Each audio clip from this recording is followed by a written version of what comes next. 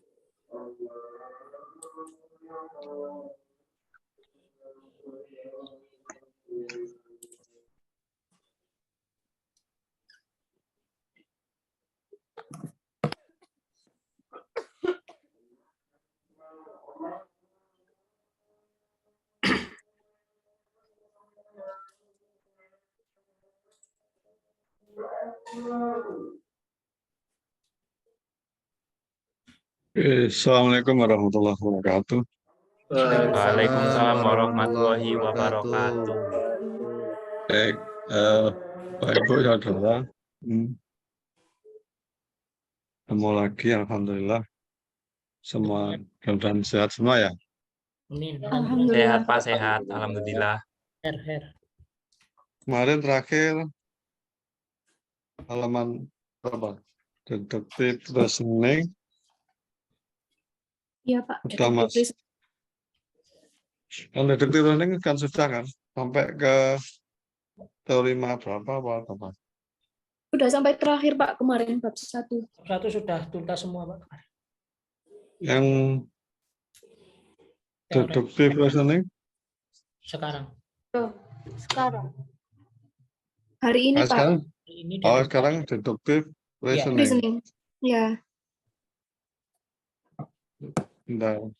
Ini pertemuan ke 4 Pak. 5 apa ke 4 apa ke 5? Keempat. 4. Oke. Wah, ya. Kelompoknya siapa ini? Saya Pak Irba. Kapita. Irba sama? Irba Pak. Sama Denta.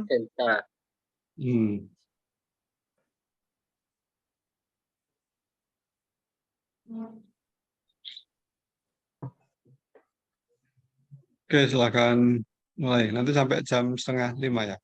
Ya. Oke, Assalamualaikum warahmatullahi wabarakatuh.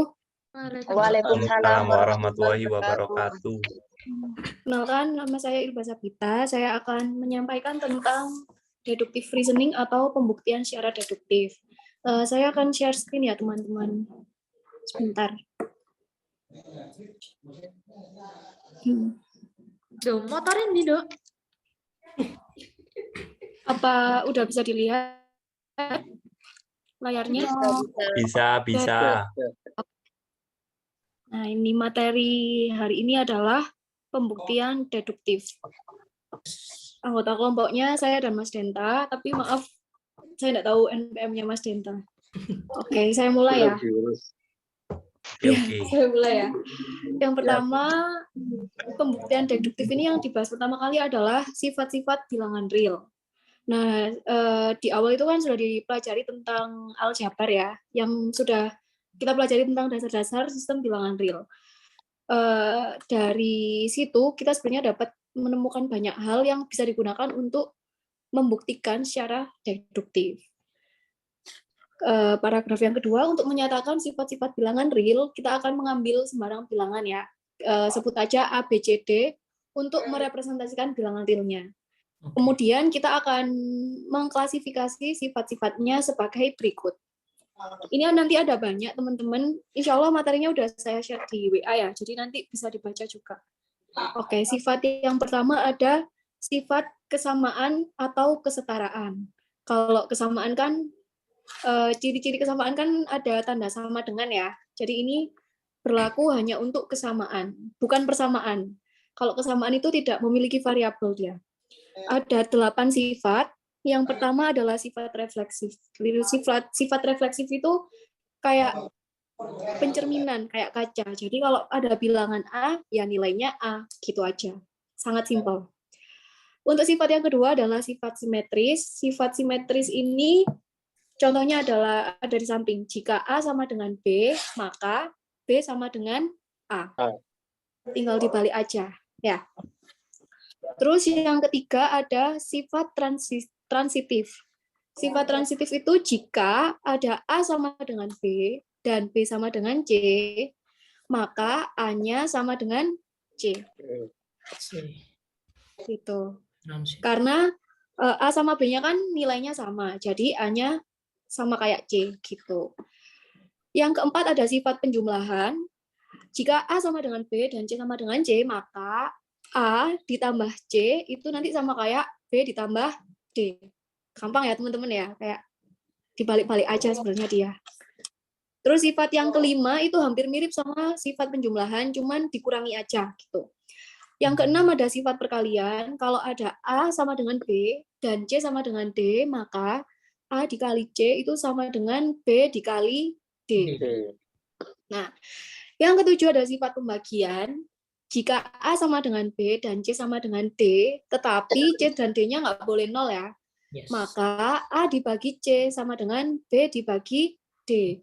Kenapa tidak boleh nol? Karena kita tahu kalau bilangan rasional itu bawahnya nggak boleh nol. Nanti dia akan menjadi undefined. Ya. Terus yang terakhir ada sifat substitusi. Sifat substitusi ini aja kayak memasukkan aja mungkin ya, bahasa simpelnya. Jadi bentuk kesamaan itu bisa direpresentasikan dalam bentuk yang lain yang ekuivalen tanpa merubah nilai kebenarannya. Gitu.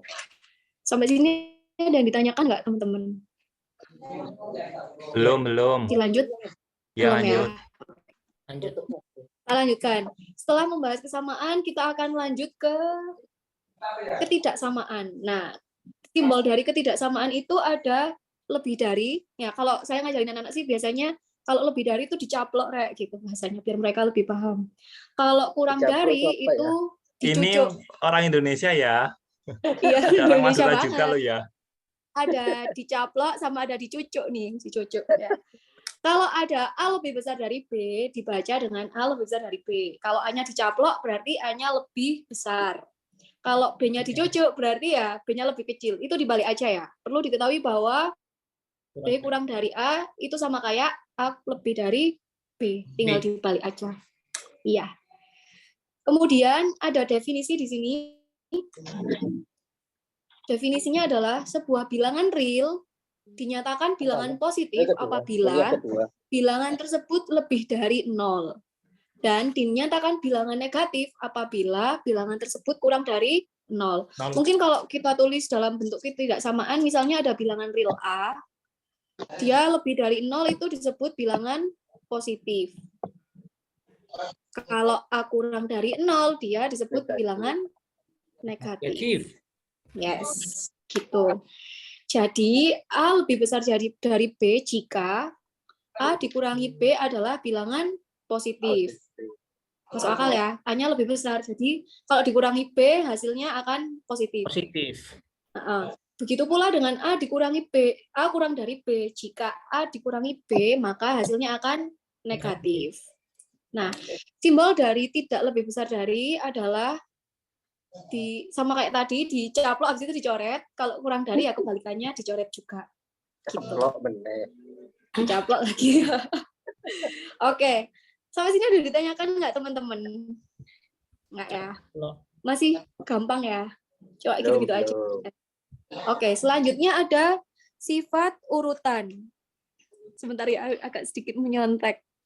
Nah, sifat urutan itu apa sih? Sifat urutan itu kalau bahasa Inggrisnya itu order properties. Kemarin sedikit bingung juga mentranslate-nya apa, tapi setelah saya cari-cari, ternyata artinya adalah sifat urutan.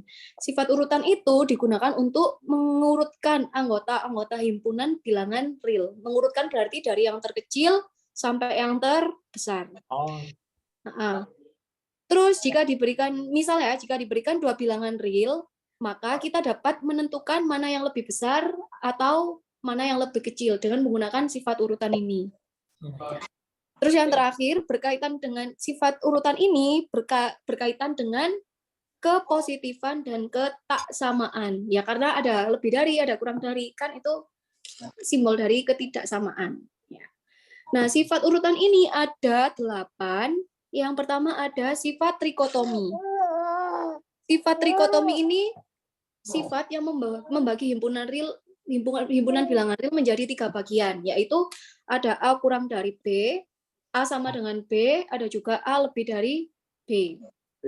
Tuh, ini kayaknya yang nanti akan banyak dipakai sih, sifat trikotomi. Terus ada juga sifat penjumlahan. Jika A kurang dari B dan C kurang dari D, maka A ditambah C akan kurang dari B ditambah D. Hampir mirip sama yang tadi ya, sama yang di atas tadi. Terus habis itu ada sifat pengurangan. Sifat pengurangan ini ada 2, karena hasilnya bisa positif atau hasilnya negatif ya. Kalau A kurang dari B, jika A kurang dari B, maka A dikurangi C kurang dari B dikurangi C. C-nya adalah bilangan yang lain ya. Karena A-nya kan lebih kecil, berarti hasilnya nanti ya lebih kecil daripada B dikurangi C. yes. Terus jika A kurang dari B, maka C dikurangi A itu lebih besar daripada C dikurangi B, karena A-nya lebih kecil daripada B. Jadi hasilnya nanti lebih besar. Gitu. Yang keempat ada sifat perkalian. Jika A kurang dari B dan C lebih dari 0, maka A dikali C itu kurang dari B dikali C. Jika A kurang dari B dan C kurang dari 0, maka A dikali C lebih besar dari B dikali C. Iya. Mungkin nanti kalau teman-teman bingung ini maksudnya apa, bisa dianalogikan sambil ngambil bilangan random aja gitu. Ya. Terus selanjutnya ada sifat pembagian. Jika A kurang dari B dan C lebih dari 0, maka A dibagi C kurang dari B dibagi C. Dan kebalikannya, kalau C dibagi A nanti lebih besar dari C dibagi B. Iya. Selanjutnya, kalau jika A kurang dari B dan C kurang dari 0, maka A per C itu lebih besar dari B per C. Dan kebalikannya, C per A nanti lebih kecil daripada C per B. Sifat substitusinya hampir mirip sama kayak yang tadi. Ya, bentuk substitusinya ada banyak, ada yang ekuivalen, tapi tidak merubah nilai kebenarannya. Yang terakhir ini sifat partisi. Nah, mohon maaf, untuk partisi ini tuh bahasa Inggris, kalau di buku diktat kita ya, itu partition properties. Cuman saya kurang tahu bahasa Indonesianya, jadi saya tulis sifat partisi. Mungkin nanti ada revisi mungkin. Karena saya juga kurang tahu untuk yang ini. Sifatnya itu sebagai berikut. Jika ada C sama dengan A ditambah B dan B lebih besar dari 0, maka C-nya lebih besar dari A. Ya kan? Karena kan B-nya lebih besar dari 0, terus ditambah A, jadinya C-nya pasti lebih besar dari A. Gitu. Selanjutnya, sampai sini ada yang ditanyakan? Benar-benar.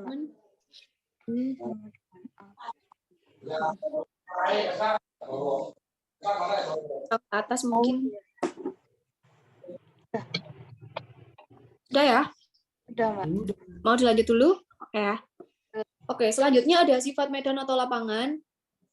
Ini kalau di bahasa Inggris itu field properties. Cuman fieldnya itu maknanya ada banyak. Bisa medan, bisa lapangan, bisa juga bidang. Nah, ini penjelasannya sifat penjumlahan dari bilangan real disebut sebagai sifat medan. Udah gitu aja. Oke, selanjutnya ada operasi penjumlahan. Nah, ini sama kayak materi SMP sebenarnya ada 5 sifat operasi penjumlahan. Yang pertama, sifat tertutup. Sifat tertutup itu apa? Sifat tertutup itu kalau ada A sama B bilangan real, maka A kalau ditambah B hasilnya juga bilangan real. Gitu, iya. Yang kedua ada sifat asosiatif atau pengelompokan. Ya, kalau ini kan yang di dalam kurungan A ditambah B. Nah, sampingnya yang di dalam kurung itu B sama ditambah C. Cuman pengelompokannya aja yang beda gitu. Yang ketiga ada sifat komutatif. Komutatif itu tinggal dibalik aja. Kalau ada A ditambah B, maka B sama kayak B ditambah A. Yang keempat ada sifat penjumlahan dengan bilangan 0. Ya, ada sebuah bilangan real yaitu 0 atau disebut juga sebagai elemen identitas. Sehingga kalau ada bilangan real A ditambah 0 itu sama kayak 0 ditambah A. Hasilnya adalah tetap A. Gitu. Terus yang kelima ada sifat inverse penjumlahan. Untuk setiap bilangan real A terdapat bilangan real negatif A. Nah, negatif A itu namanya inverse-nya. Sehingga kalau A ditambah negatif A hasilnya adalah 0. Nah, ini mungkin intermezzo juga ya. Setahu saya waktu kuliah 1 dulu pernah diberitahu kalau sebenarnya pengurangan itu tidak ada, tapi yang ada adalah penjumlahan dengan bilangan negatif. Gitu. Iya. Ya mirip lah ya sama sifat inverse. Selanjutnya ada operasi perkalian, sama sebenarnya mirip sih. Ada tertutup, asosiatif, komutatif.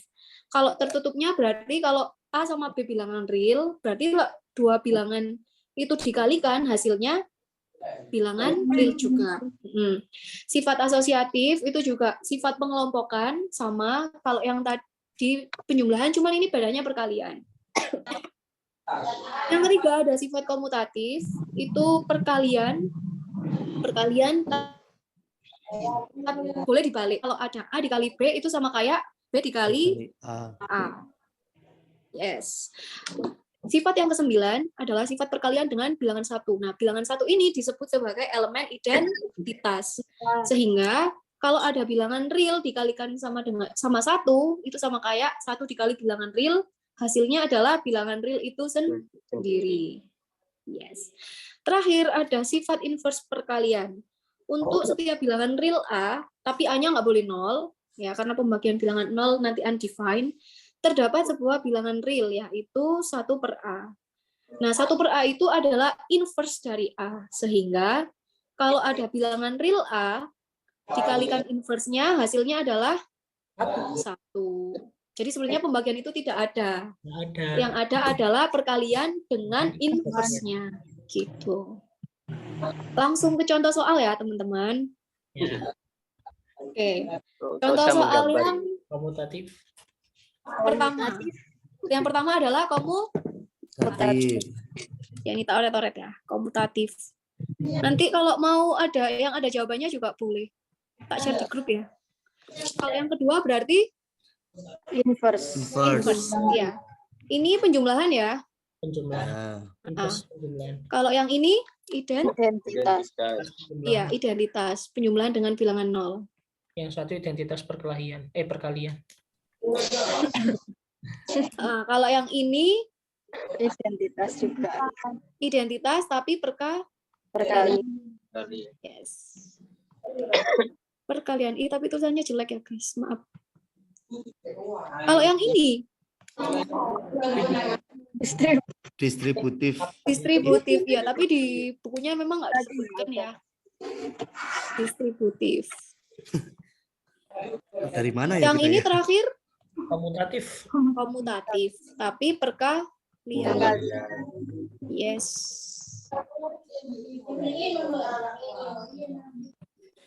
Terus ini selanjutnya. Mau dicoba semua atau beberapa aja? Semua dong. Semua. Seriously, oke baik. Aku semangat.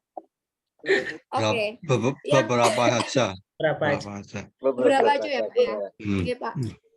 Yang pertama sifat soal nomor 7 aja ya. Lingkarin. Jika X min 2 sama dengan 5, maka X sama dengan 7. Berarti ini sifat Yang B lebih besar. penjum. C lebih besar. Enggak, ini masih kesamaan. Berarti ini penjumlahan aja sih. Oh, Y. Oh, Ya, penjumlahan kan, kedua ruasnya kan ditambah sama Tambah sama 2. 2. Oh iya ditambah sama.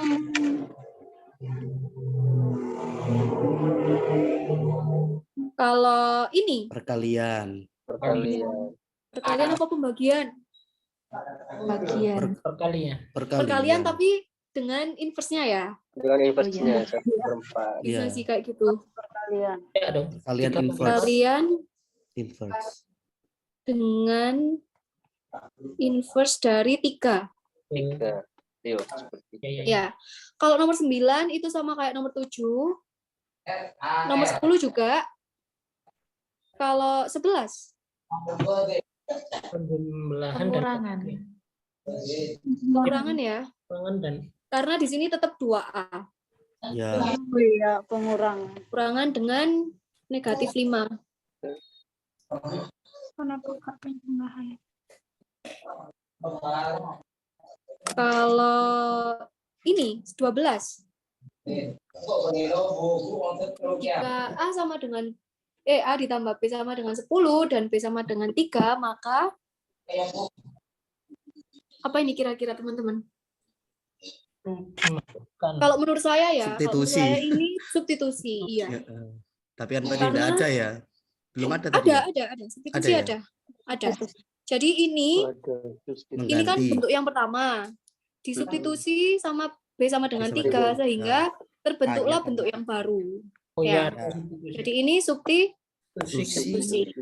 Yes. Susi. Kalau yang nomor 13, nah itu setengah X. Kalau menurut teman-teman apa? Ini Perkalian kali. perkalian. Kalian. Iya, perkalian ya? Perkalian, iya. Saya juga Perkalian ngerjakan 2. perkalian juga. Perkalian 2. Perkalian dengan 2. Inverse-nya setengah ya, bisa dibilang gitu. Kalau 14, Perkalian. Perkalian inverse. perkalian inverse ya. Ya inverse perkalian. Perkalian dengan inverse dari 5.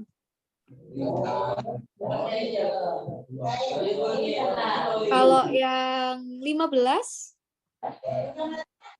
ini udah masuk kotak samaan. Enggak gitu, Pak. Apa tadi? Berapa? Pengurangan. Pengurangan sih, iya. Menurut saya juga pengurangan. Lihat apa tadi? Sama kayak nomor 10 itu. Iya, cuman dia bentuknya Pakai kurang ketidaksamaan dari- ini. Ketidaksamaan.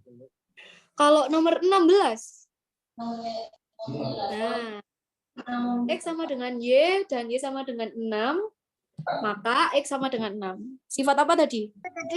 Kesamaan. Tak buka lagi ya. Iya. Kalau Atas, Mbak, menurut atas. saya itu adalah Itu loh, simetris. simetris. Nah, kalau X sama dengan apa tadi soalnya? Kalau X sama dengan Y. jika X sama dengan Y dan Y sama dengan 6, Maka X-nya sama dengan X Oh, sama dengan transitif. Y sama dengan Transitif. 6, maka X sama dengan 6. Berarti Transitif. transitif. Iya. Yes. Bukan transitif ya. Transitif. transitif. Oke. Kalau ini 17. Jika X lebih besar dari Y dan Z lebih besar dari X, maka Z lebih dari besar Y. Y. Iya. Transitif bukan ya? Tapi di ketaksamaan itu Sifat Ada namanya tadi, Mbak. sifat perkali. Mana tadi? Lo mana soalnya? Sifat soalnya ini nih, wait. Nah ini 17. Dia mirip transitif tapi itu di ketaksamaan, bukan kesamaan. Mirip transitif gak sih?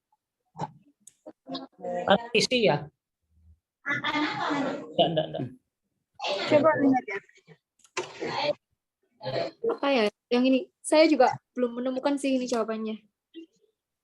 Jika X lebih dari Y dan Z lebih dari X, maka Z lebih dari Dan lebih Y. Bukan transitif. Kok iya sih kayaknya transitif ya. Jadi dia itu hanya memakai Hanya bentuknya ketidaksamaan. Iya. Iya, ketidaksamaan. Iya. Jadi Transitif Berarti ini kesimpulan, transitif ya. iya kesimpulan dari dua. sama. Oke. Sisanya ini mirip-mirip sih. Kalau yang ini apa teman-teman nomor 24? Distributif. Distributif, yes. Perkalian ya. Iya. Iya. Oke, cukup ya teman-teman ya. Ini Cukup. contoh soalnya. Lanjut. Saya lanjutkan ya ke sorry masih ada lagi. Maaf banget, masih ada soal lagi. Oke, soal yang berikutnya ini sebutkan sifat-sifat bilangan real pada setiap langkah penyelesaian dari permasalahan matematis berikut ini. Contohnya, kalau ada permasalahan 8 min 3x sama dengan 2 dalam kurung x ditambah 6. Nah, ini langkah-langkahnya kayak dijelentrehkan gitu. Apa gue Dijelentrehkan. Kayak dijabarkan gitu Diurai. loh. Ya, terus kita disuruh ngasih nama gitu. Yang pertama, 8 min 3x sama dengan 2 kali x min 6. Nah, itu kan diketahui. Sudah diketahui dari soal. Nah, yang kedua, 8 min 3x sama dengan 2x min 12. Berarti kan ini dikalikan ke dalam ya. Iya. Nah, itu kan sifat distributif. Habis itu, 8-nya pindah ruas ke kanan. Jadinya negatif 20. Berarti sifat Pengurangan. ya. Selanjutnya 2x-nya pindah ke kiri. Jadi negatif 5x. Sama pengurangan juga. Terakhir x-nya ketemunya 4. Berarti sifat pembagian. Negatif. Kayaknya tak kasih contoh yang agak bawah aja ya. Yang samping kanan biar oret-oretnya enak. Sini. Nah, langkah yang ini ada soal nomor 28. Oke. 5x dikurangi 7 lebih besar dari 3x ditambah 9. Ketahui. Berarti ini diketahui ya, karena masih soal. Kalau di buku namanya given, diketahui. Nah, langkah yang kedua ada 5x lebih besar dari 3x ditambah 16. 16 dari 9 ditambah 7. Berarti Pengurangan. berikutnya Pengurangan. 3-nya pindah ke kiri. Berarti Pengurangan. Pengurangan. Terakhir x-nya sama dengan 8. Berarti Pembagian. lebih dari 8. Berarti pembagian. Pembagian. Pembagian. Coba atasnya ya. Soal nomor 26 Diketahui. ini diketahui. Bawahnya berarti 2-nya dikali ke dalam distributif. Yes. Setelah itu 6-nya pindah ruas, berarti di sini penjumlahan.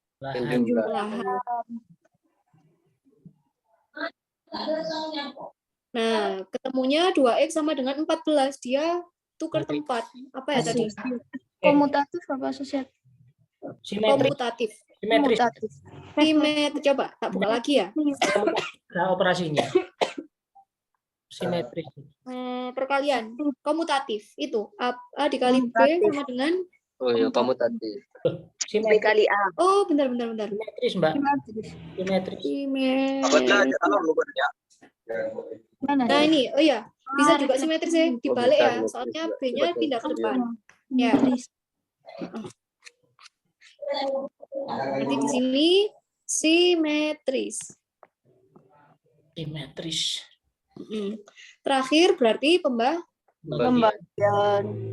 mungkin ini bisa dijadikan ide LKPD buat yang ngajar SMP. Biar anak-anak menganalisis langkah-langkahnya. Karena jujur ya di SMA itu anak-anak masih kesulitan menentukan nilai X kayak gini. Boleh saya lanjutkan? Boleh ya. Oke. Sekarang lanjut ke postulat.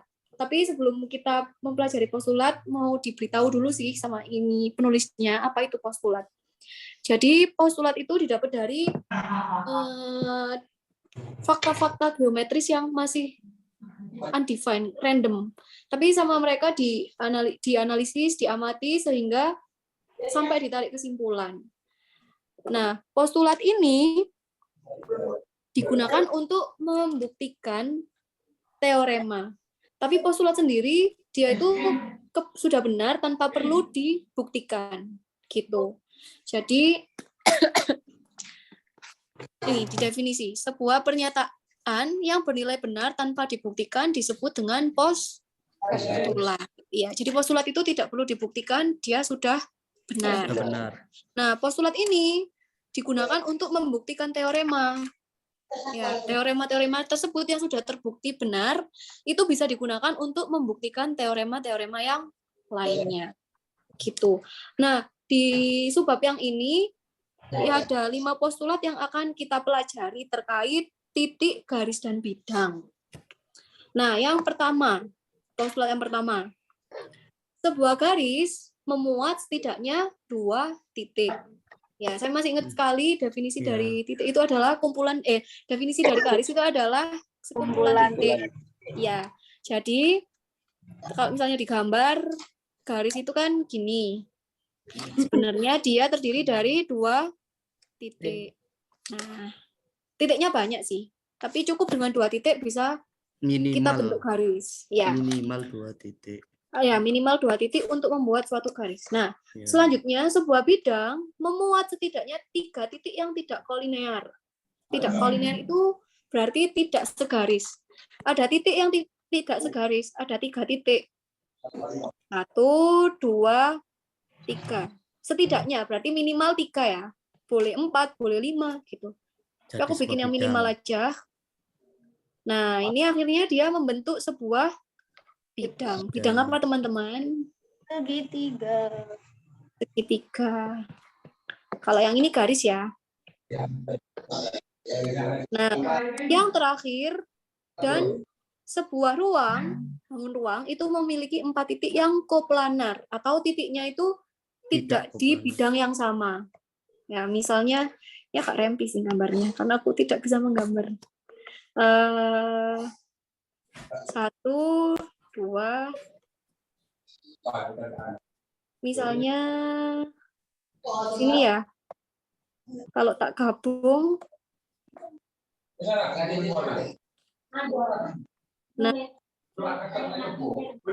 nah gini, dia itu membentuk bangun entahlah apa ya itu, gak kelihatan karena emang nihil banget gambar. Ya intinya ini ada adalah, ruang. iya adalah bangun ruang. Pokoknya kalau garis itu ada 2 titik yang kolinear, kalau bidang itu non kolinear, ada 3 titik yang non kolinear, kalau bangun ruang itu 4 titik yang non koplanar. Koplanar itu tidak satu bidang. Tidak satu bidang. Oke, selanjutnya ya. Postulat kedua.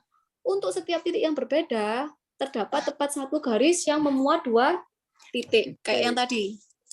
Titiknya kan beda.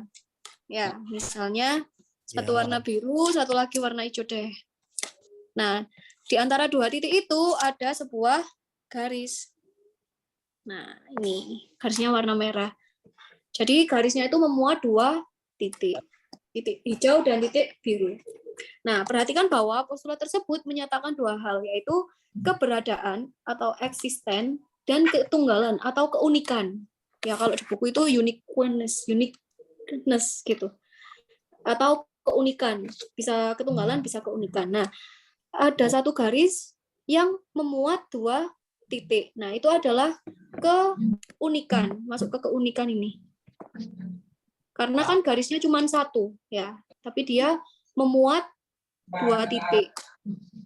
Yang kedua, garis ini ada hanya 1, yang mana hanya memuat 2 titik, gitu. Nah, postulat yang ketiga, untuk setiap titik yang berbeda dan tidak kolinear, terdapat sebuah bidang yang memuat 3 titik. Ini sebenarnya penjelasan dari ini tadi.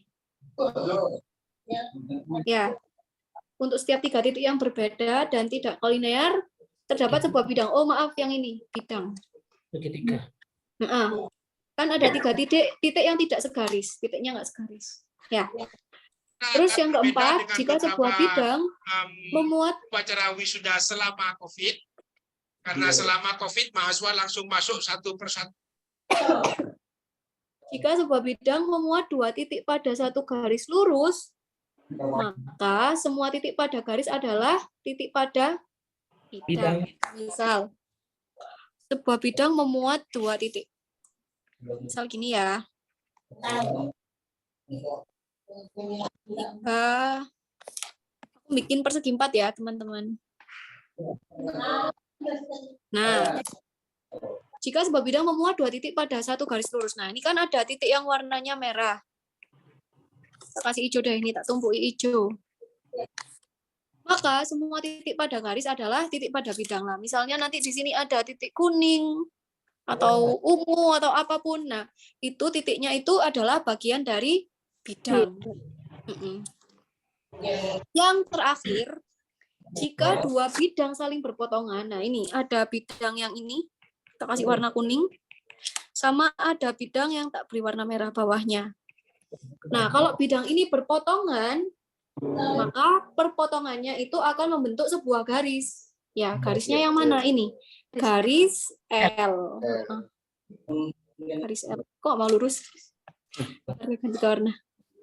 Nah, ini garis L.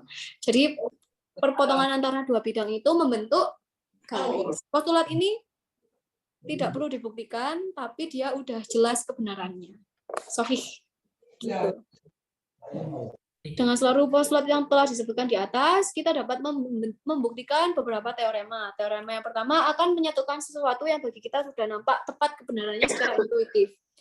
Akan tetapi, pembuktian secara logisnya lebih rumit dan tidak terlalu bermakna bagi mahasiswa geometri yang baru saja mempelajari pembuktian.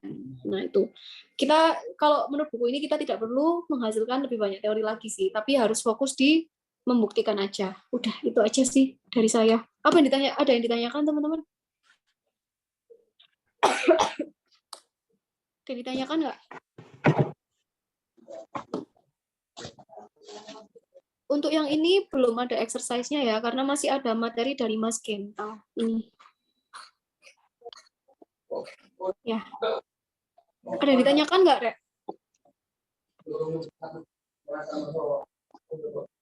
Belum sih kayaknya. Aman. Sudah.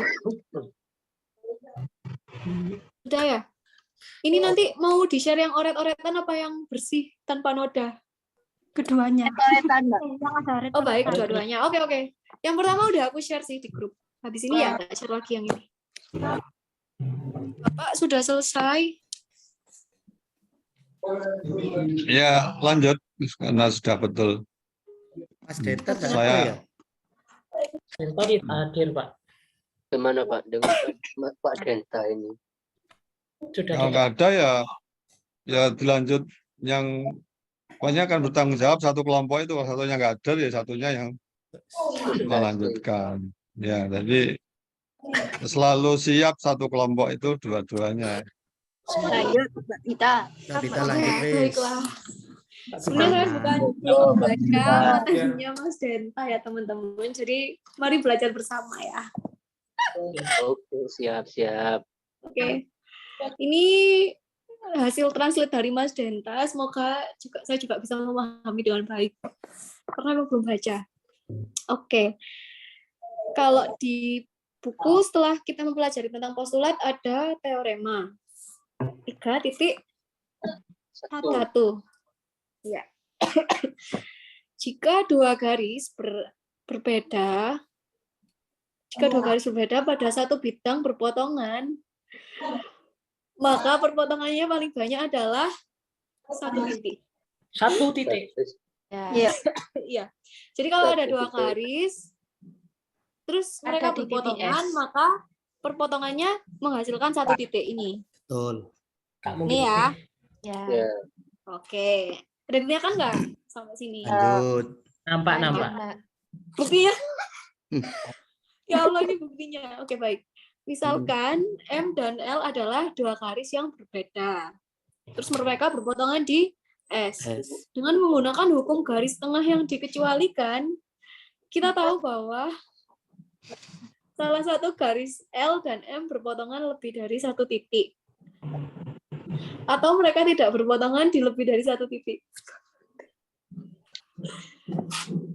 Mungkin ada yang ngeh dengan penjelasannya ini. Saya membaca kalimat kedua agak ini juga sih. Tunggu sini, Kak. Kalimat kedua kayak cuma biasan kalimat pertama itu. Oke, ya intinya ada dua garis ya, terus mereka berpotongan di S. Iya. Jika mereka berpotongan di lebih dari satu titik, maka di R dan S. Lalu garis L dan M. Dan Berapa? kontradiksi. Menggunakan postulat 2. Dua-dua. Postulat 2. Berbeda dapat Satu garis yang kayaknya Bisa membantu. Iya. Hal tersebut kontradiksi dengan yang diketahui bahwa L dan M itu garis yang berbeda. karena itu aturan ditolak sehingga garis L dan M paling banyak berpotongan di satu titik. Yes. Ya mungkin ini bahasanya agak rempong ya. Ya mungkin nanti bisa dipelajari lagi teman-teman. Oke, teorema yang kedua. Jika titik P terletak di luar garis L, tepat satu bidang memuat garis dan titik tersebut. Dengan postulat satu. Postulat satu tadi apa? Garis ya, tentang garis ya. Sudah Garis berbeda. satu. Garis satu ngandung 2 titik. Garis L apa Mengandung satu itu? setidaknya 2 titik. Mengandung Ya, garis dua L ini ya. Ya, Mengandung setidaknya 2 titik. yaitu titik A sama titik Eh, B. Katakanlah A dan B. Karena P adalah titik yang bukan pada L, nah P-nya itu di luarnya garis. non kolinear. Kita memiliki non kolinear ya, benar ya? Yang berbeda. A dan B itu kolinear, kalau P-nya tidak kolinear. linear. Tidak. Nah, maka sesuai postulat ketiga itu terkait garis apa bidang? Bidang ya? ya, titik. Terkait bidang ya. Oke. Berdasarkan postulat 3, maka menjamin keberadaan dan keunikan bidang M melalui garis L dan titik P. Nah, kenapa kok ada bidang M? Karena ketiga garis ini itu tidak kolinear, tidak ada di garis yang sama. Nah, Satu definisinya bidang tadi kan gitu. Kalau ada 3 titik Dalam satu yang tidak tidak, kolinear. iya, yang tidak pada garis yang sama. Iya, tapi satu Ya. bidang. Ini kan berbeda. Sehingga dia membentuk bidang M. Gitu. Teorema 3.3. Jika dua garis berbeda berpotongan, tepat satu bidang membuat kedua garis tersebut. Ini ada dua garis berpotongan, garis M sama garis L. Nah, ini ada titik potongnya adalah titik I. Misalkan ini adalah postulat 1. Postulat 1 terkait garis ya. Menjamin bahwa sebuah garis harus mengandung setidaknya 2 titik. Garis L berarti mengandung titik Q sama titik R. Ya. Kalau garis M mengandung titik P sama Q. Karenanya pasti adalah titik lain di L dan titik lain di M. Benar ya? Tadi kan Nah. kalau ada 2 titik berarti ada titik-titik lain di antara kedua titik itu. Yang aku kasih tahu ini nih. Nah, kalau ada titik merah sama hijau berarti di tengah-tengahnya ada bisa jadi kuning, bisa jadi ungu, ya. Ya. Ada banyak titik lain Postulat di antara dua titik itu. Mana tadi postulat ini? 4. Iya, karenanya misalkan titik ini diberi masing-masing nama R dan P. R dan titiknya namanya R sama P. Postulat 3 mengatakan bahwa ada tepat satu bidang yang memuat Q, R, dan P. Kita juga tahu bahwa kedua titik L dan M harus terletak pada bidang ini dengan postulat 4. Postulat 3 itu kan mengatakan kalau Titik tentang kolinear. bidang ya. Yang Tadi ya. Kalau ada 3 titik yang tidak kolinear, tidak segaris. Itu Nah, pasti. ini membentuk bidang. Jadi ini membuktikan teorema dengan postulat. Yes. Kita juga tahu bahwa kedua titik L dan M harus terletak pada bidang ini dengan postulat 4. Postulat 4? Ya. Sebuah bidang memuat 2 titik Maka itu 2 titik pada titiknya garis. pada Maka satu. semua titik pada garis adalah titik pada bidang. Oh iya bidang. benar. Satu bidang Nah, tadi. ini kan titik M sama misalkan titik M di sini ya, sama titik L di sini, berarti dia ada di bidang M. M. Karena garisnya ada di bidang M juga. Oke, postulat ke 8. Oh ya, ini belum ada exercise-nya, teman-teman sambil buka di WA bisa nggak? WA. Untuk Di grup bahasa WA Inggris, apa? Mbak. Ada yang ya belum ditranslate sama Denta. Bentar. Translate bersama. Ya, nanti kita Translate translate pelan-pelan. ya. Oh, kalian nggak ada yang bab 2 aja. Sebentar ya. English-nya Mas. Update ke bab 12. Apa sih Rosen ya? Oke, sampai teorema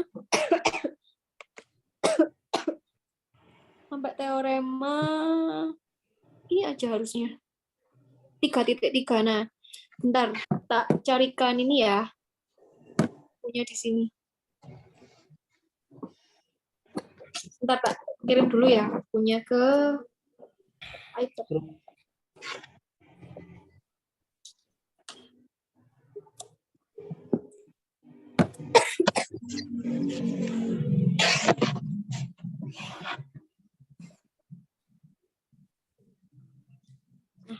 Nih. Ini tadi udah sampai di Teorema 3.3. di sini ya. Rosen di Postulat sini. 8 Di sini ya. Oke. sebelumnya.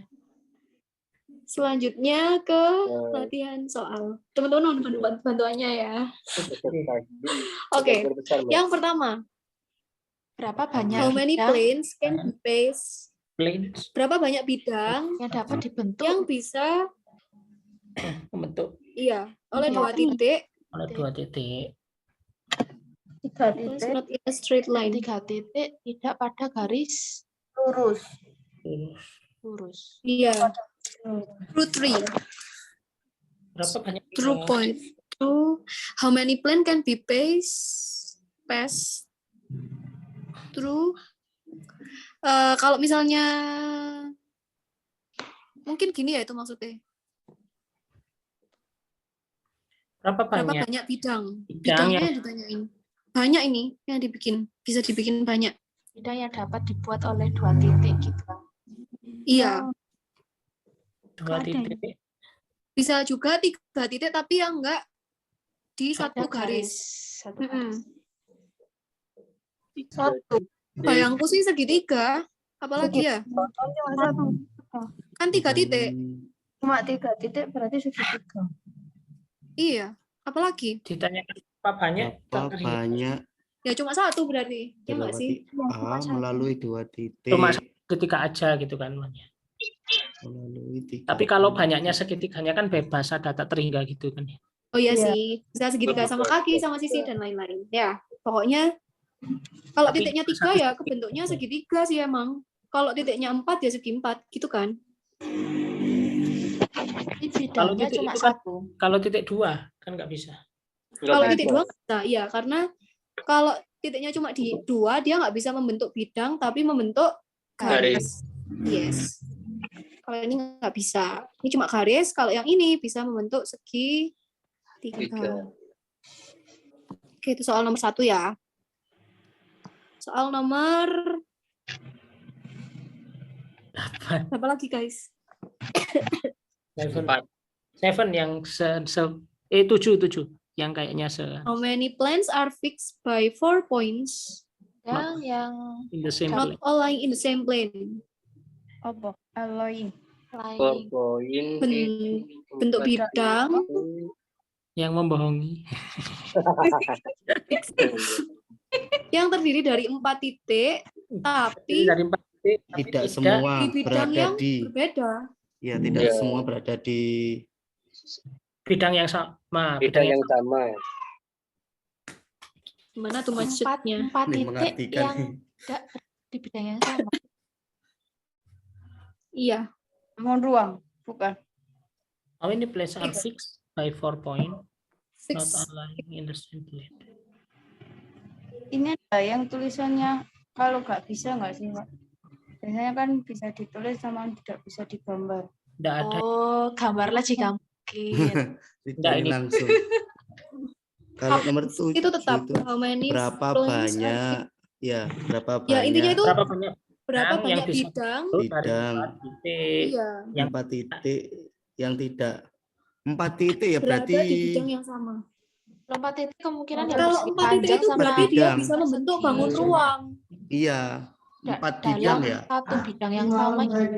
titik bisa Iya. bentuk ruang itu ada 4 bidang. Kalau misalnya Iya, masih 4 titik berarti kan membentuk 4 bidang yang berbeda. 4 bidang, oh bidangnya sama segitiga semua. Kalau jadi limas. Bisa sih, bisa. Kalau kita dari yang digambarkan Mbak Vita tadi ada limas segitiga kan ya bangun ruang di 4 titik. Ya, kalau bangun ruang itu minimal ada 3 titik. 4 titik. 3. 3 kan ada segitiga. Iya, yang Kalau 4. dari- 4. Tuh, kalau Coba, ruang coba 4, lagi. kalau Kalau ruang ruang 4. 4, kalau bidang 3. Itu kan Buat punya 4 pakai ilmu kombinasi. kombinasi. Kayak ilmu kombinasi. Kombinasi. Kombinasi permutasi itu loh. 4 dipilih 3. Tidak 4 bisa. Itu kan pokoknya kalau 3 titik berarti kan sudah satu bidang kan gitu. Iya. 4 kombinasi 3 itu. Nah, ya 4 kombinasi 3 berapa? Itu? Ada berapa cara? 4 kombinasi 3. 4 faktorial 4 kurang 1 3.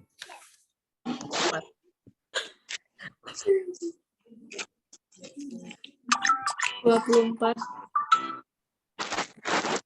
Dicoret-coret misalnya. 4 gak sih? 4 gak sih? Ya, 4 ya. Saya 4 faktorial sama 3 faktorial. Kita coba ini 4 kombinasi 3. Berarti kan 4 faktorial Terus 3 dibagi faktorial. 3 faktorial berarti 4. 4. Pacar. Berarti ada 4 bidang. Yes. Iya, ada 4 bidang. Iya, tadi kan bisa di kotak-kotak jadi 4 itu, 4 titik. Iya. Iya. Kebayang. Berarti nanti bidangnya bisa macam-macam. Iya. Iya. Terus nomor berapa lagi teman-teman? Nantang. Nggak ngerti.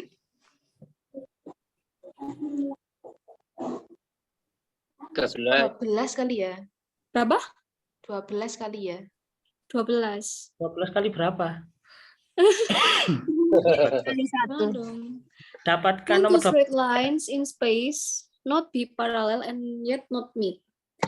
Bisakah 2 garis lurus pada sebuah bangun ruang yang paralel. tidak paralel? Paralel itu berarti bertumpuk ya? Jajar. Iya. Jajar. Ya, tidak, And yet not meet. Dan tidak Tidak bertemu. bertemu. tidak bertemu. Tidak berpotongan maksudnya. Tidak sejajar tadi. Bisa atau enggak? Bisa.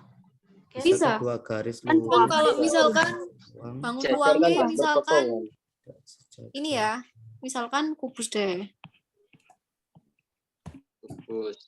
Bisa Nah, ini ini, kan- contohnya Chris, tidak sejajar sama tidak akan saling.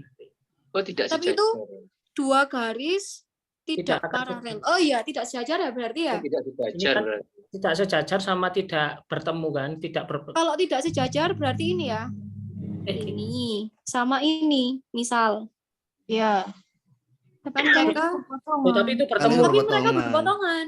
Yang bawah Mbak Vita, yang bawah. Depan sama belakang bisa nggak bisa? Yang mana? Yang Berdiri. sama yang tanya Mbak Vita, Yang Sama ini, yang bawah. berdiri. yang Yang atas horizontal sama yang bawah. bawah. Dikasih nama dulu aja, titik dikasih Oh, oke, baik, Ya, baik. ya, ya. Kasih nama. A, B, C, D.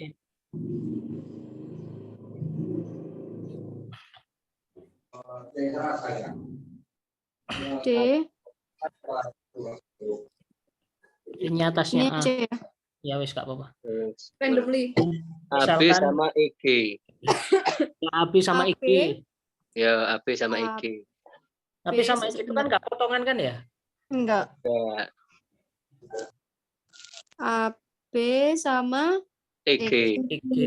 Oh iya sih, iya iya iya. Iya ya maksudnya. Ya GC Berarti boleh. bisa ya? Bisa itu. FH boleh. Tapi penjelasannya gimana kira-kira? Bisa. Nah, itu tadi penjelasannya udah sama itu udah. Oh, ini penjelasan. Hubungannya dengan Itu kan hubungannya penjelasan. dengan postulatnya Iya, postulat apa? Postulat apa ya? yang dipakai nanti postulat berapa saja. Belum mau. Atau teorema. Teorema mungkin ya, tadi kan udah ada teorema. Coba bentar. Dikatakan garis yang tidak sejajar.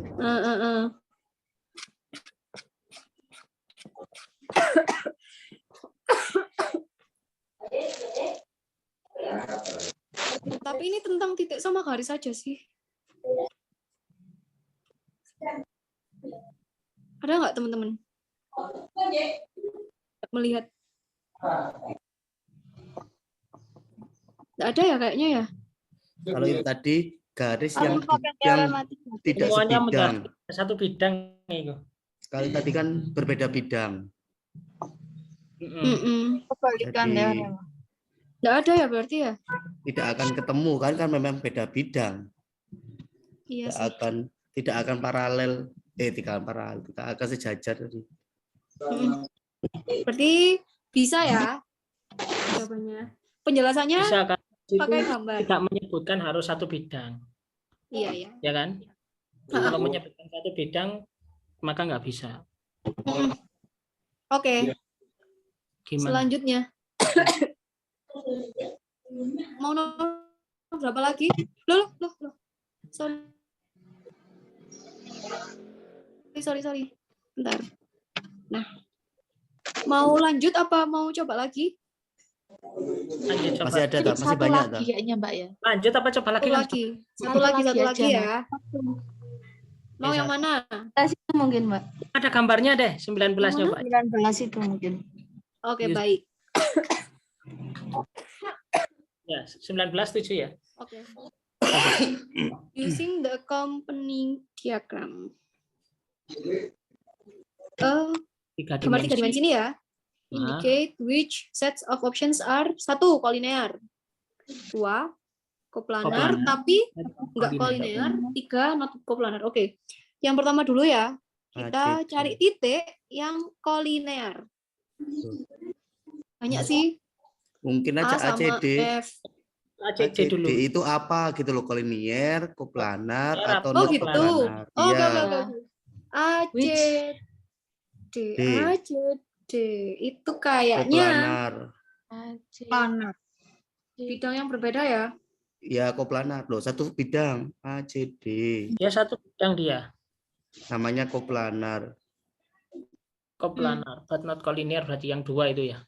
Ya, Tapi itu aku bukan kolinier, tidak kolinier. sense. Berarti ini 2 ya? Ya. D A F. Bentar deh. A, C, D itu A, Postulat 1 itu. C, D. Masa satu bidang sih? ACD. Loh, kan satu bidang, iya. kan satu area A B C D E. Kan bidang yang Oh iya, yang bawah. Benar. Oke. Satu Sekarang- bidangnya di postulat 4, pembuktiannya pakai postulat 1 sama 4 itu. Oke. Yang kedua, D, A, F. D, A, F. A F. D, A, F. Non Beda bidang. koplanar. koplanar. 2 juga. Not koplanar sih kayaknya. Beda bidang kan? Beda bidang itu. A sama F itu satu bidang. Not Ya, kan ada kolinier. D-nya, kan harus memuat semuanya. Semuanya ya? Berarti 3 ya? 3 ya? Not koplanar ya? Karena tidak satu bidang. Yes. Tidak satu bidang.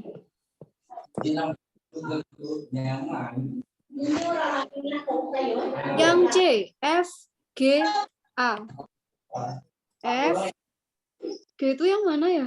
Itu titik Oh, di ini, tengah-tengah, ini. Mbak. Titik Titik tengah G, FD. A. FG A. A. Sama itu Koplanar sih. FG Not tadi. koplanar. Iya, kayak yang B. Oh, sama. Non koplanar ya. Satu bidang. F, G, G. Kolinear. Linear. Kolinear. Satu Ya, garis. kalau Semua 3 titik. Yes. F, not B, koplanar. F, B, C, E.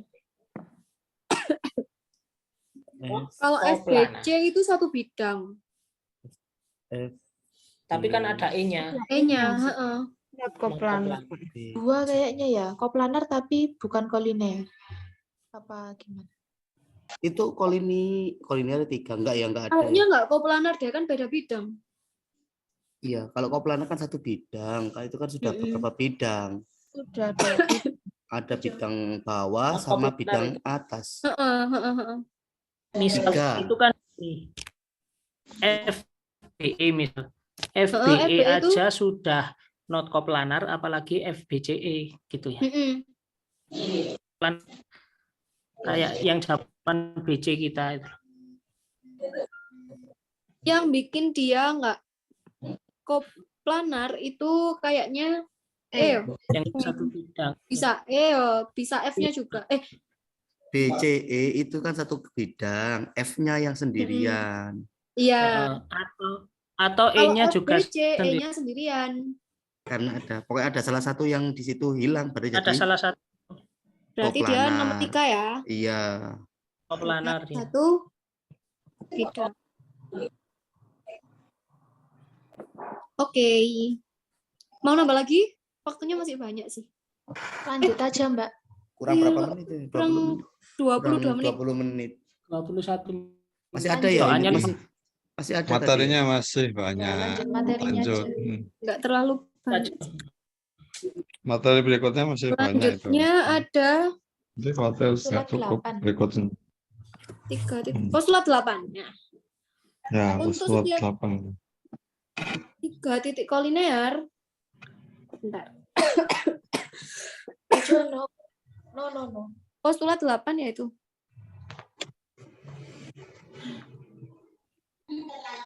Untuk setiap 3 titik kolinear itu harusnya ada gambarnya ya, teman-teman. Tak gambar Tapi bisa manual di aja. rasio kok itu. Bisa di rasio. Oke. Gini ya. Terus kalau di ini ya, di buku itu gini. Min 6, min 5, min 4, min 3, min 2. Kayaknya 6 sama 5-nya nggak tak masukin deh, kelamaan. Min 4, min 3, min 2, min 1, 0 sampai 4. Nah, A-nya itu ada di min 4. Terus B-nya ada di min 3. C-nya ada di 0. D-nya di 1. E-nya di 2. F-nya di 4. Oke. Postulat 8 ya. Untuk setiap 3 titik kolinear, satu dan hanya satu yang berada di antara dua lainnya. Oke. Artinya jika A, B, dan C adalah titik kolinear, A, B, dan C ini ya teman-teman ya, maka satu dan hanya satu dari pernyataan berikut yang benar. A terletak di antara B dan C. Benar apa salah? Salah ya. Kalau berdasarkan gambarnya. Yang kedua, B terletak di antara A dan C. Benar. Benar. Ini salah. Yang terakhir, C terletak di antara A dan B. Salah. Salah. Iya. Salah. Maksudnya kalau ada 2 titik, pasti ada salah satu titik di antara 2 itu. Itu maksudnya postulat 8 ini. Postulat 9. Jika A dan B adalah 2 titik yang berbeda, maka paling sedikit ada 1 titik C sedemikian sehingga C elemen AB. Ini pada dasarnya mengatakan bahwa setiap segmen garis memiliki setidaknya 3 poin. A dan B adalah 2 titik yang berbeda. Kalau misal digambar, kira-kira C-nya ada di mana, teman-teman? Dalamnya antara A, B. Antara A sama B ya? Iya. Misalnya ini A, ini B, kan ada 1 titik sedemikian sehingga yang bernama C. Sehingga C itu elemen dari AB. Memiliki setidaknya 3.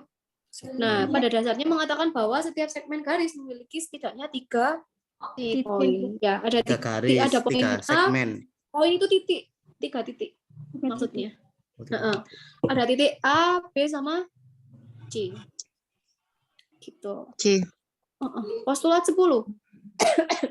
Jika A dan B adalah 2 titik yang berbeda, setidaknya ada 1 titik D, seperti garis AB, subset garis AD.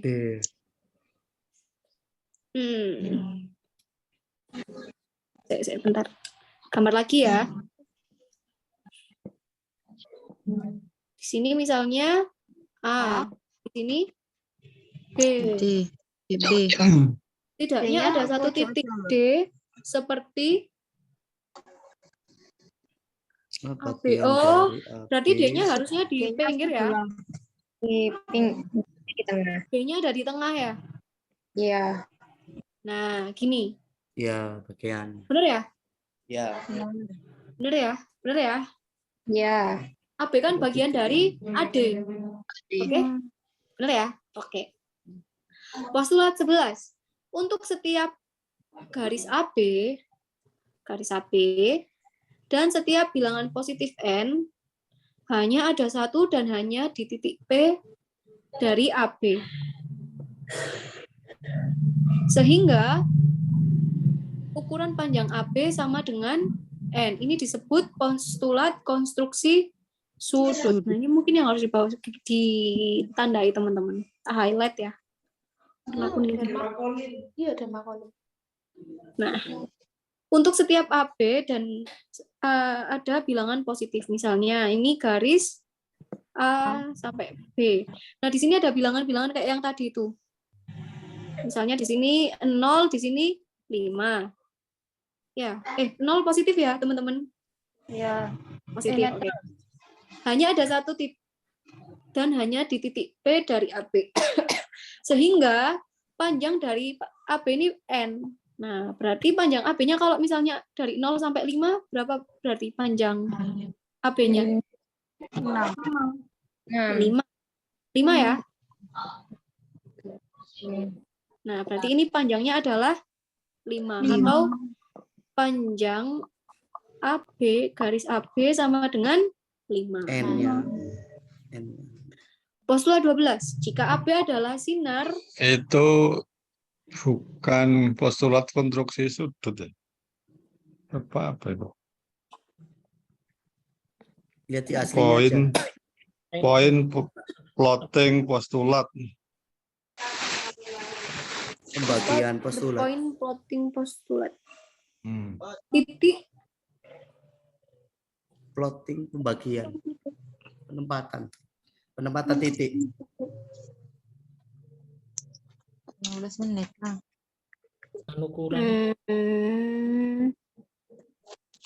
Plotting itu merencanakan. Jadinya gimana ya? Postulat. Plot. Scatter plot. Ingat scatter plot itu apa? Plot itu gambar misalnya. Nah, jelas bukan sudut nih. Kalau di buku itu poin, Pak ya. Berarti titik. Poin titik. Poin plotting. Poin plot.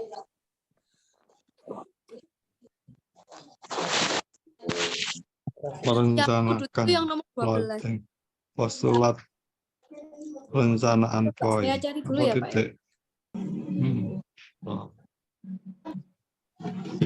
Yang jelas bukan sudut ya, bukan postulat konstruksi sudut. Kalau itu tipe itu We draw a point on our tapi grid. panjang AP. Kenapa Mbak Febri? Apa nih, Vi? Yang tipe Itu B. yang postulat 11 itu bukan panjang AB tapi AP sama dengan N. Oh, Oh, AP ya? Aslinya Itu aja yang- Mbak dibuka, Mbak. ya, Oh, iya, iya, postulat konstruksi sudut itu yang 12. Itu copy 12, iya, paste. Pak. Salah Paste tempat. itu bukan postulat konstruksi sudut, tapi postulat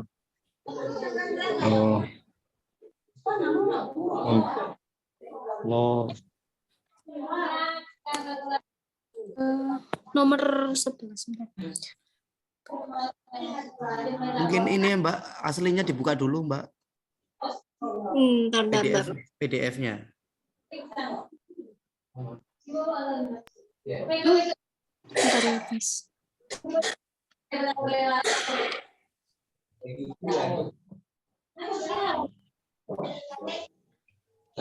Sini.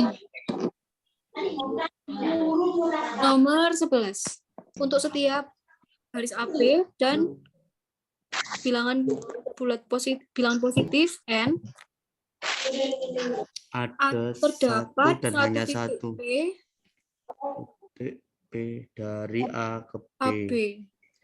Ini panjangnya N. Panjang A ke P sama dengan N ya. Oh, berarti All the P-nya point itu plotting di postulat. tengah-tengah ya? Sorry. Itu kalau sepemahaman saya sih titik P-nya ada di tengah. Di mana ya di antara A sama B garis AB. Di Iya. antara garis Nah, AB. panjangnya A ke P itu adalah N.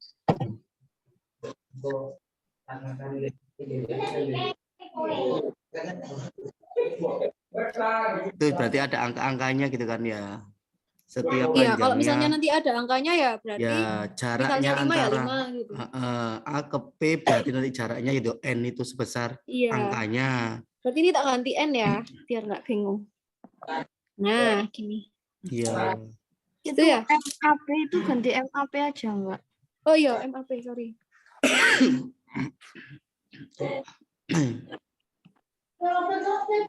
Namanya postulat. Nah, point namanya adalah plotting. postulat plotting ya, titik plotting. Titik plot.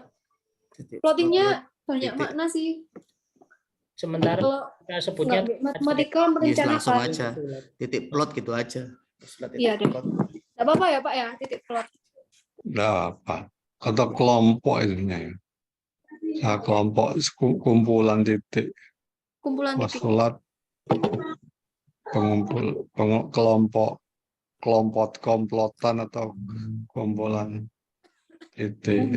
Jadi itu perkalian titik itu ya dengan N. Jadi P-nya sembarang bisa di depan, bisa di belakangnya B itu. Ya. Jadi AB itu kalau bisa sekian kali MAP. AB itu. Kalau misalnya P-nya di tengah-tengah AB, berarti AB itu sama dengan 2 kali AP. ya. Jadi AP sama dengan 2 MAP sama dengan 2 kali atau separuh AB. MAP kalau P-nya di tengah-tengah B, berarti MAP sama dengan 2. Itu. Ya, ada Berarti perpanjangan, ada di antara kan itu. Dan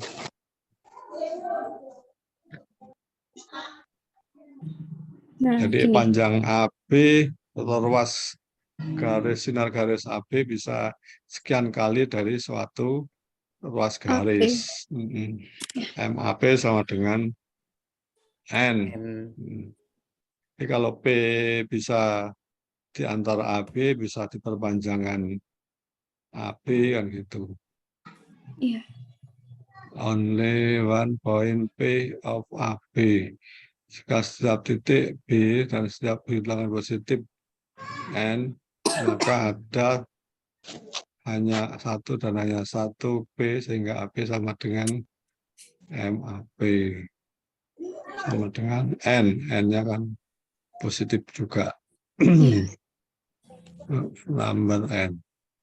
Jadi kalau misal gampangnya aja, kalau P-nya itu di tengah-tengah, misalnya di tengah-tengah AB, berarti N-nya berapa? MAB sama dengan setengah AB. AB. Iya. Nah, macam itulah. Siapa?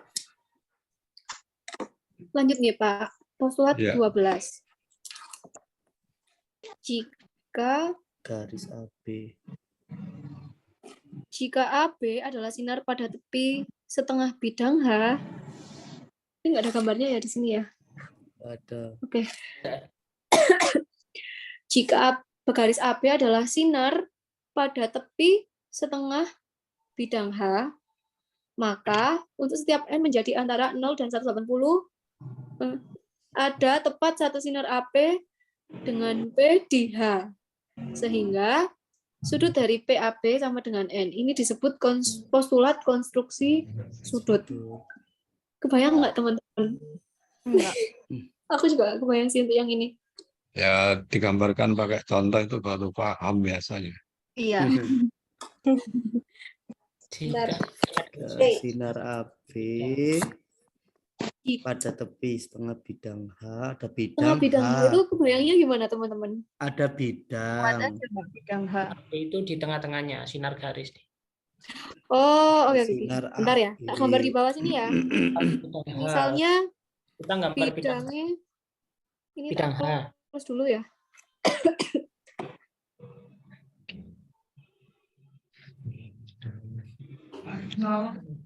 Bentar ini kok nggak bisa. Tapi lek pakai kuning kelihatan lah. Kelihatan. Merah deh. Oke, misalnya bidangnya Soalnya nggak bikin kelihatan. persegi ya. Ya. Soalnya Oke. Terus jika AB adalah sinar pada tepi setengah bidang H. Berarti AP-nya gimana? Setengah bidang H. Misalnya gini dah. di tengah-tengahnya coba. Aduh. Sorry. Garisnya itu ada di tengah-tengah, Mbak. Habis garis terus ada seret miring gini. Gimana? Kan ini Ya, Nah, terus garisnya itu gini. oh, miring gitu. Oke, baik. Ini ya. Setengah masuk. Oh, berarti kurang panjang. Ke anon malah. Panjang. Gini. Tapi setengah bidang ya. Kayak kebablasan lah setengah ya. Ginilah ya. Ya, itu. Oke, segini. Yes. Ini berarti A, P. Maka untuk setiap N, oh ini bidangnya H ya. Tengah bidang H, maka untuk setiap N menjadi antara 0 derajat dan 180, ada tepat satu sinar AP dengan P di H. Sehingga sudut P, A, B. Oh, Ya, dibuat Berarti- garis hanya Oh. mana? B-nya mana? B-nya mana? Berarti B-nya ini, Pak. P-nya ada di sini. B-nya. Loh. P-nya? betul, Mbak. P-nya di tengah. Itu betul. P-nya tadi itu AB merupakan salah satu sisi dari bidang. Sisi bidang mana kita ambil? Ya, Bentar, Pak. Saya ulangi lagi, Pak, ya gambarnya. AB ruas sinar garis pada salah satu sisi bidang H.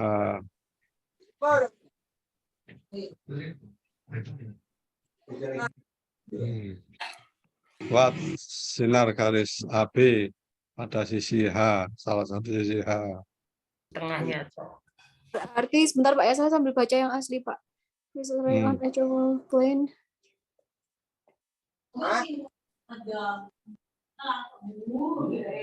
Half plane.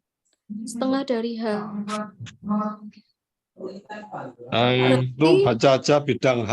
Half plane itu Setengah ya, bidang. sebenarnya itu apa itu akronim atau istilah ya. Half plane itu istilah. Half plane itu bukan separuh bidang, tapi anggap aja sekarang bidang utuh gitu ya. Oh iya. Bidang dalam ruang itu. Half plane. Nah, itu misalnya di awal itu ada definisinya. Hanya kemarin tidak konsen secara spesifik ya. Apa half plane itu? Oh iya Pak. Half plane H itu anggapnya sebuah bidang.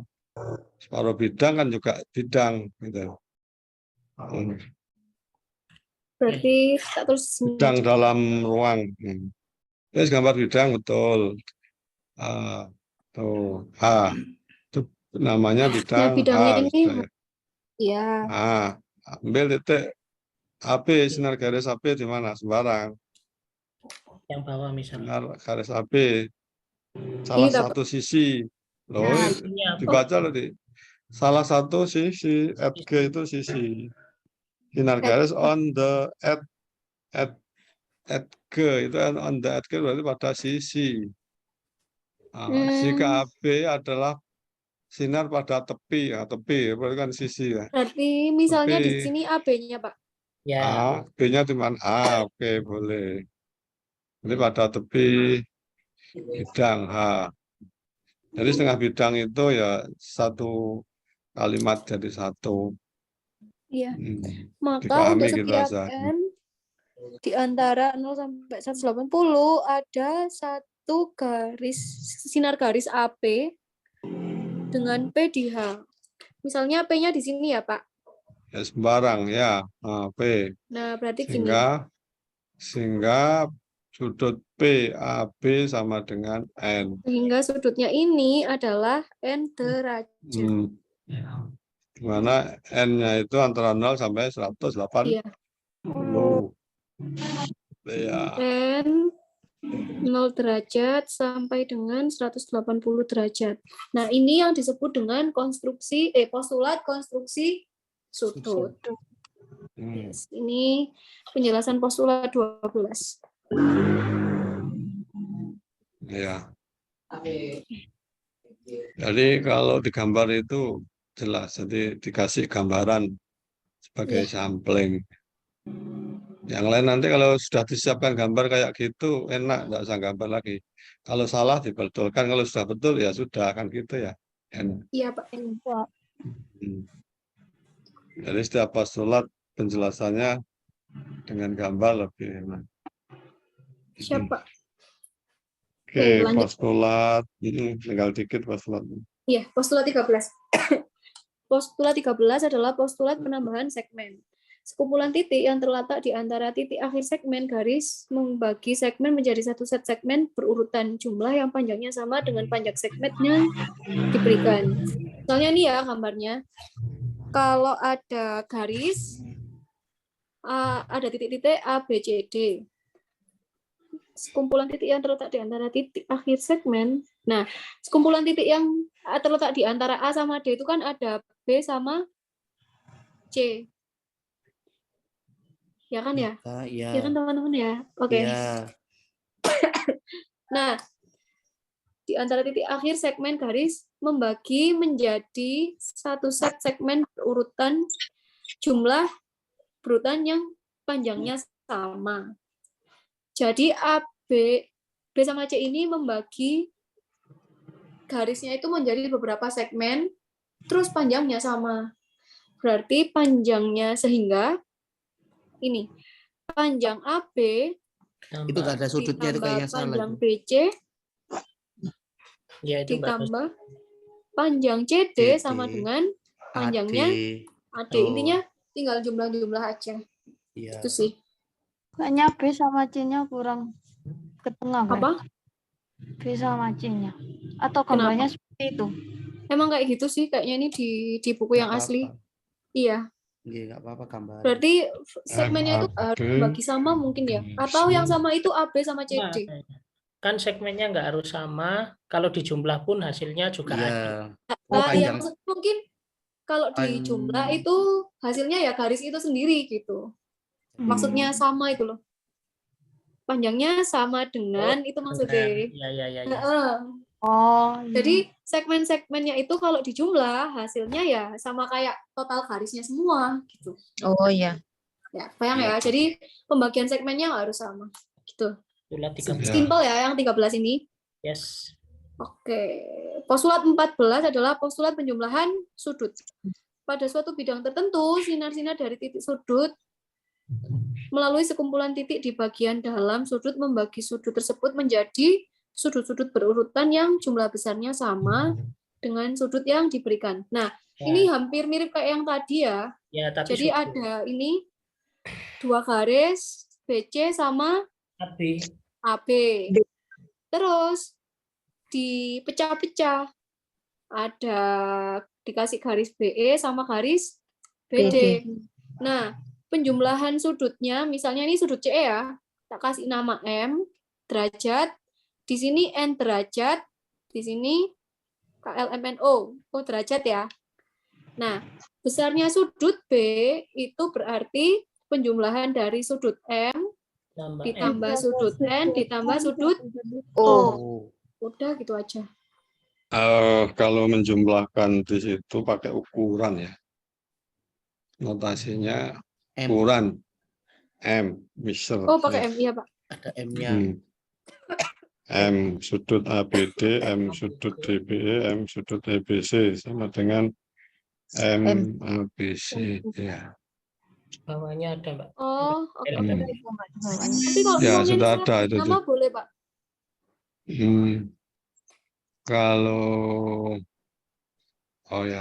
Kalau menjumlahkan sudut pakai simbol ya pakai notasi M itu ya. Iya. Oh iya. Nah, tapi kalau langsung besarannya boleh langsung katakan 80 derajat tambah 70 derajat tambah itu boleh. Tapi kalau pakai simbol sudut maka nama sudut maka pakai M. Tapi kalau tadi pakai N derajat langsung boleh. Oh iya Pak. Kalau derajat langsung. Jadi kalau pakai simbol sudut harus diberi M kalau dijumlahkan. Sudut itu kan simbol. Oke. Semifinal ya. Tambah sudut sebentar ya Pak. Itu aja DB. Yang MABD yang di sama dengan L derajat ditambah M derajat ditambah N derajat. Nah, itu ya. Postulat 15, sebuah segmen memiliki satu dan hanya satu titik tengah. Sebuah segmen, misalnya segmen ini ya, A sampai, A segmen AB. Berarti titik tengahnya kan cuma ada satu, ya kan, yang membagi dua garis ini. C ya. Gak mungkin kan titik tengahnya ada banyak, ya. Terus yang terakhir, postulat 16, sebuah, sebentar. Postulat terakhir. Sebuah sudut garis bagi. Sebuah sudut memiliki satu garis bagi bisektor atau garis bagi.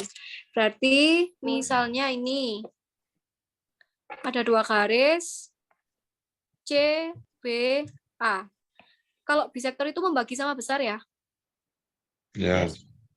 Oke. Berarti di sini Oke, misalnya. Seperti ini alfa derajat, ini juga alfa derajat, itu aja. Oke.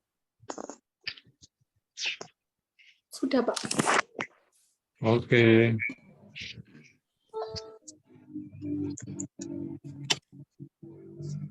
Pak, mau tanya, ya.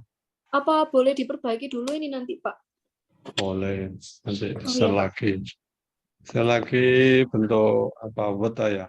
Ya nanti kalau gabung gampang nggak Oh, berubah. Ini Pak. Ya, yang kurangannya diperbaiki dulu. Iya.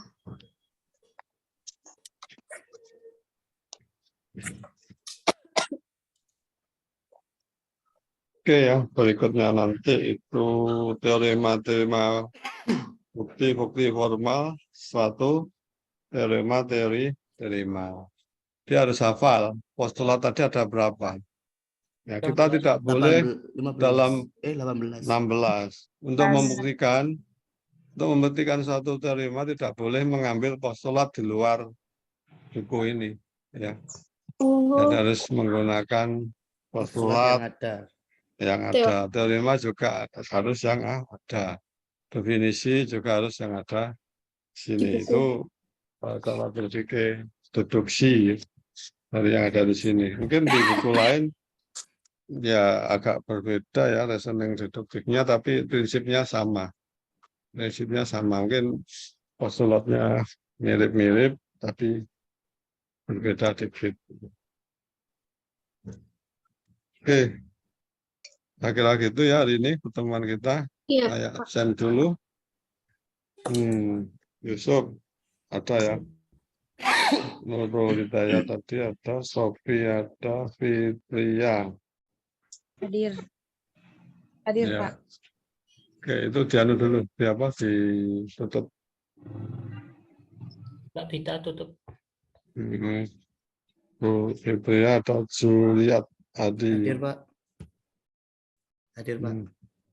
Oke, Siti Nur. Bu Siti Nur Jamilatul Atuni sakit. Ada. Hadir. Ahmad Denta. Denta yang seharusnya presentasi hari ini Pak, enggak ada.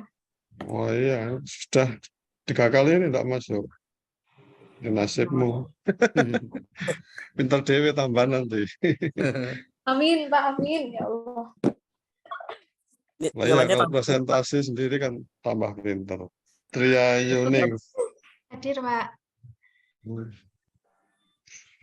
Febrianti Rofi Datul Hasanah. Febri. Oh, suaranya agak. Ilpa Sabita ada. Ayo Pak. Al-Farizi. Kenal Farizi? Masuk nggak? Masuk Pak, ada. Masuk, Pak. Masuk, tapi tidak ada tanda-tanda kehidupan. Mat Fauzi. Hadir Pak.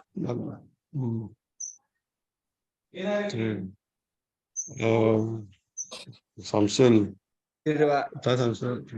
Hadir. Samsul dari mana kemarin? Ngawi Pak. Ngawi ya. Oleh Narumiati. Hadir Pak. Oh, dari mana kemarin Bu? Di Ngawi. Ngawi juga ya.